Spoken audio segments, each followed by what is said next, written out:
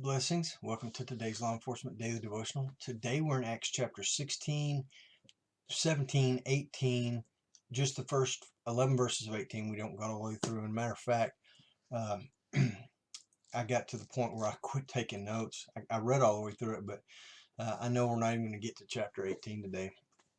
But right off the bat here, we see Paul taking interest in this guy named Timothy. And Timothy is a believer, and Paul saw the potential in him and wanted to take him, train him up, um, mentor him, disciple him. Um, so it's just, and I wish I'd have gone about this a different way, but Paul looks for someone to disciple. Paul makes a point of taking people aside and teaching them, training them up so that they can then go out and disciple others. It's a cool lesson here, but and we just get a snippet of it, but it's enough to let us know what's going on. We see in verse 6 that Paul is going to try and go to Asia, and it says the Spirit of Jesus tells him, no, don't do it. Then he tries to go to Bithynia. I hope I'm saying that right. And the Holy Spirit says, don't go there. And it's just a good lesson, and it kind of 9 through 10, God shows them where he wants them to go. And it just made me think there's a lot of times in my life where I've tried to go places where I shouldn't have. And God would throw up a roadblock so I couldn't, not that I couldn't go there, but just to let me know I shouldn't go there, because he still gives me the choice. If I say, well, I'm going anyway, he's a gentleman and he'll let me go, and I'll suffer the consequences for my decision. But there have been times where he's thrown up roadblocks saying, please don't go this direction. And I've gone a different direction. And there's times where I've gone the direction that he's chosen for me. So just a real neat lesson that comes out of this. And then they go to this place and they're preaching, and a slave girl, comes up to him, and she's not a witch. She's just able to prophesy, basically. And so she follows Paul around, and she's prophesying. She's speaking the truth that they've come from Christ. But after a couple of days, Paul gets tired of this and gets annoyed by it, and he casts the spirit out of her.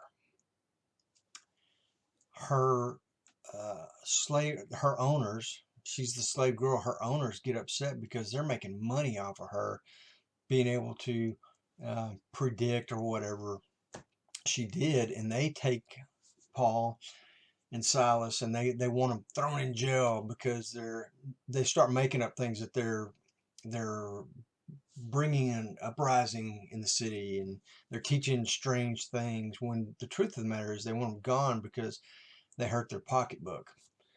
So Paul and Silas get arrested, and not before they get beaten. They take a pretty good beating, and then they get thrown in jail. And this is, that famous verse where Paul and Silas were in the deepest, darkest dungeon, but they're singing praise to God, and the earthquake comes. Talks about the jailer, and when this earthquake comes and the doors are opened, the jailer sees it, and if any prisoners escape while you're a jailer or while you're on watch, the penalty is death. And we know that because we just saw Herod kill, what do we call it, not four groups, but four, not battalions or legions, but anyway, basically we think about 16 jailers is what he put to death, because Peter was led out of the jail by an angel of the Lord. So here we see this jailer knows the same punishment. He thinks they've all escaped because he runs down and sees his door open.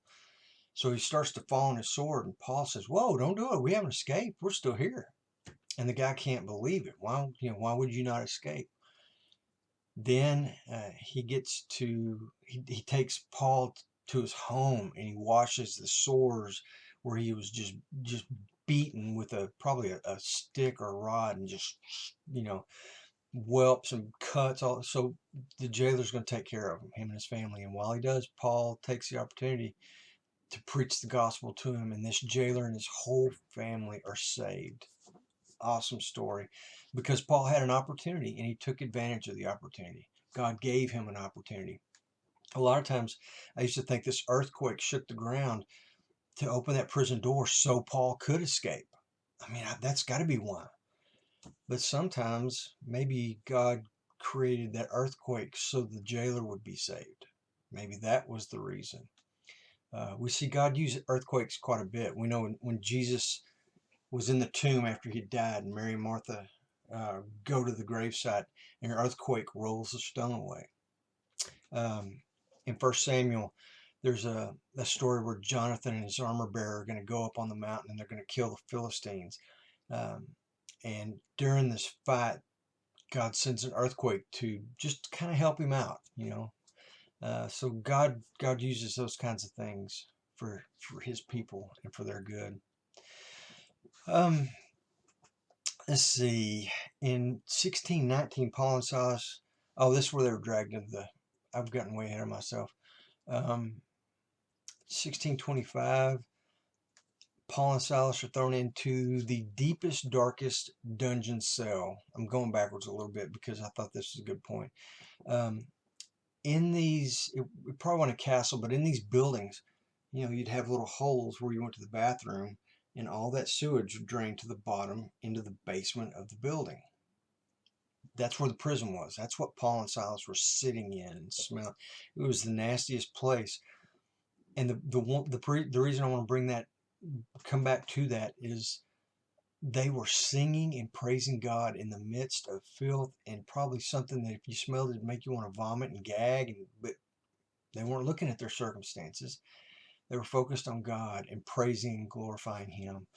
Another good lesson for us, man. When I'm in the pit, when I'm in a terrible situation, just like we read the other day in James 1:20, the anger of man does not bring about the righteousness of God. My anger doesn't do that. It does the opposite of that. Well, here they're doing the opposite of that. They're not getting angry. They're singing praises and see what comes from it. It's amazing. Just an awesome story. And then real quick, 1635, I put down as the LEO's takeaway, law enforcement officer takeaway, because I'm reading out of the NASB, and I've never read this version cover to cover. I usually stay in the NIV. This is the first time I ever saw it actually spell out the word policeman. And in 1635, it says, "Now when the day came, the chief magistrate sent their policemen saying, 'Release those men.'" Just love that. And it calls the law enforcement officers policemen by name once or twice more as it goes along. But cool takeaway. We're in there. We made it. But anyway, I hope you were able to read 17 and 18, 1 through 11. I just don't have time to get into those today. Tomorrow, read 1 Thessalonians, and we'll come back here and discuss it and hopefully find a law enforcement takeaway. In the meantime, you guys be safe.